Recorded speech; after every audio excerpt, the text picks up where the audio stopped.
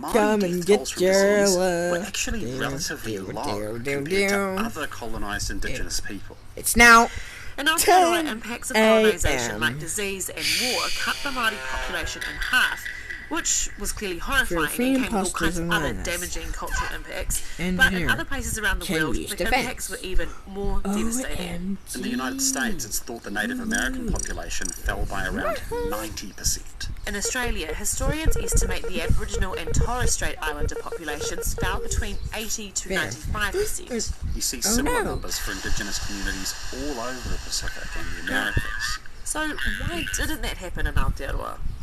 Well, it's possible it did happen. A few historians think we've underestimated how many Māori were living in Aotearoa before Europeans arrived. And if they're right, then the death toll for disease might have been similar to other indigenous communities. But if we're sticking with the most widely accepted numbers, there are a few explanations for the lower death toll.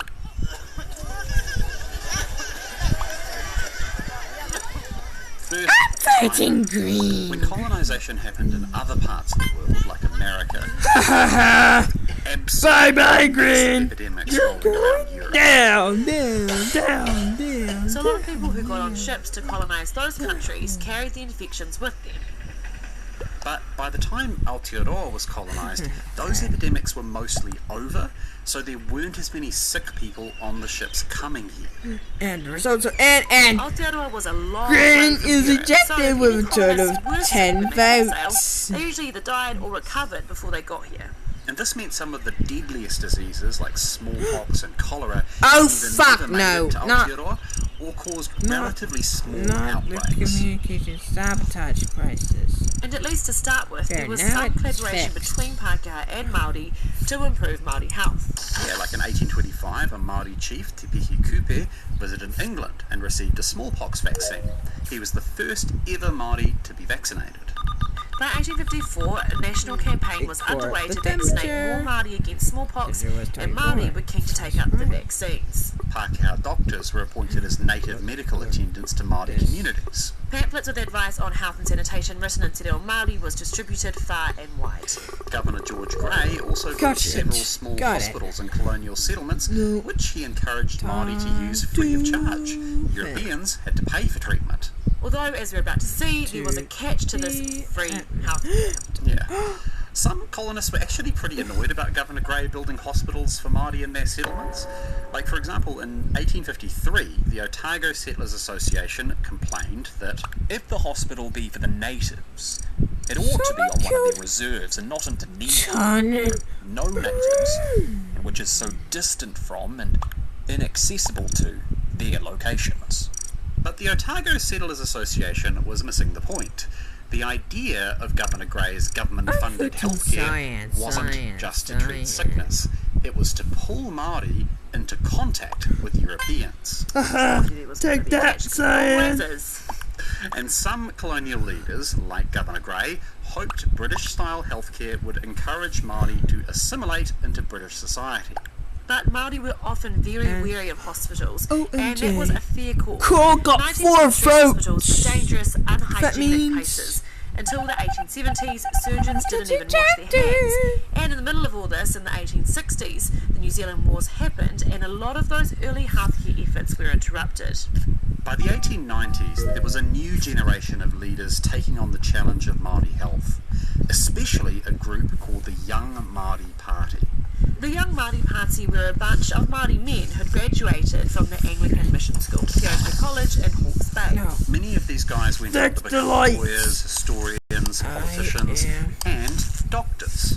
They wanted to bridge the gap between Māori and Pākehā, encouraging both the adoption of new knowledge and the preservation of aspects of Māori culture. For example, the Ngāti Mutunga leaders, Maui Pomare and Te Rangihirua, also known as Peter Buck, travelled around Māori communities in the early 1900s, encouraging people to improve sanitation, dig new drains, improve ventilation, and set up latrines, basically old-fashioned outside toilets or long jobs.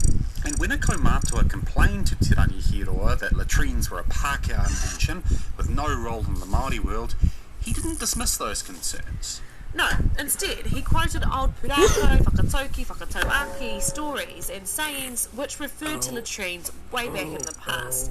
There's one famous one, Ngāwe Te Pai Hāmuti, which loosely translated means something like bite the toilet seat. It's sort of like the Māori version of bite the bullet or grin and bear it, because it's not like Māori were running around pulling everywhere and they didn't have their own systems in place. We just had more condensed areas and different ways of doing things with bigger populations. People like Te Rangi Hiroa were combining new medicine Take that, in a Burble! way that made You're sense so in a going Māori down context, and as that turned out to be imposter. highly effective. Especially in the wake of the New Zealand Wars, when many Māori were understandably sceptical of anything linked to the Pākehā world.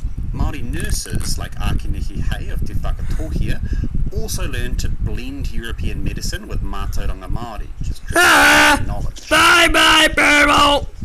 You got In food! Ākenehi travelled to a camp at Te Kao in Northland to treat a typhoid epidemic among local Māori. She took a hardline approach, scolding patients who refused to accept new styles of medical treatment, and the community turned on her and refused to listen, although that technique can sometimes work. But Ākenehi Hei learned a lesson from this. She wrote in her journal that Great discretion must be used not to offend Now the time patient's beliefs, to and at the same bend time uphold to one's own mission. Toilet. Later, when Ākenehi was treating another outbreak in Hiruharama, Jerusalem, on the banks of the Whanganui River, she decontamination changed and- tactics, encouraging the community to work with her rather than ordering people around. And Done. it worked. Whānau worked with her to dig drains, move homes to higher ground, and isolate sick people. And around 1890, thanks to a combination of increasing immunity, improved sanitation and better access to food, the national Māori population started recovering. But outbreaks of infectious disease still killed a lot of people.